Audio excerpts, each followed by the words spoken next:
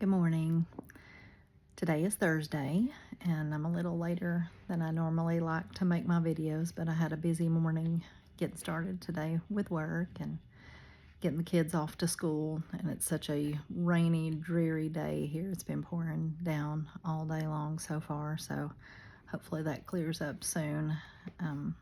Makes me tired, and I've kind of been tired all week long, so I don't need anything to help with that, but I wanted to read my letter to Brayden this morning. He's been so heavily on my mind, and he always is, but there have been so many things over the course of the last several days that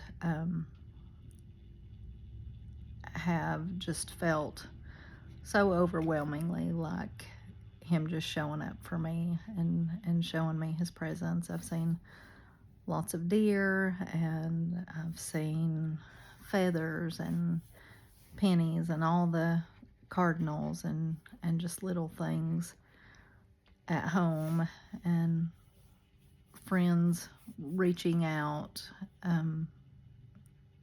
and all of those things are so meaningful, especially when things feel really, really heavy. So never underestimate the value of reaching out to a friend or a loved one that you know is going through a hard time, even if it's not grief.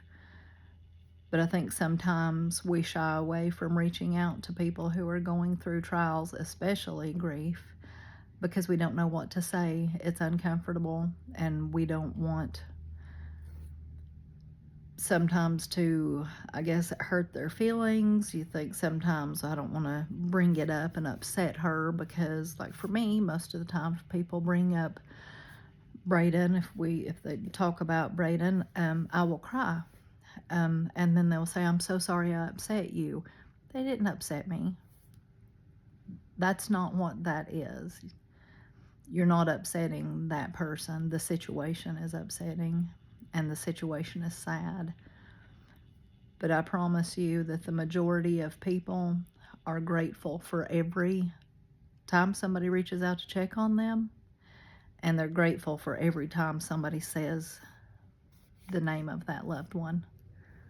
So you never have to apologize to me for saying Brayden's name. I want to say his name. I want to hear his name, because he matters. He still matters, and he will always matter, and he will always be a part of my life every day for the rest of my life until I see him again. He will always be a part of my life. So I want to talk about him, and I want to remember him, and I want to think about him. So never apologize to me for talking about Brayden. So this letter is my 82nd letter, and this is from November 7th, 2025. Good morning, my precious boy. Today is Friday, and I'm so glad. It's a beautiful morning and not quite so cold. This morning, Mel sent me a YouTube video of Great is Thy Faithfulness, my favorite hymn, and that's my sister. On the way to school, I played the one by Selah that I have saved in my music on my phone. I know you know the one I'm talking about. I played it many, many times over the years. I told the kids to listen to the words, and the tears streamed down my face. I couldn't help it. They just came and kept coming.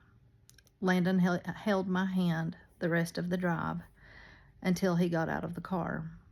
Then when I got home, I just sat in the driveway and cried it out. I needed to, and now my heart feels a little lighter, so I'm very thankful for that. It's been a tough week, not just for me, but especially for Eric, and that's my husband.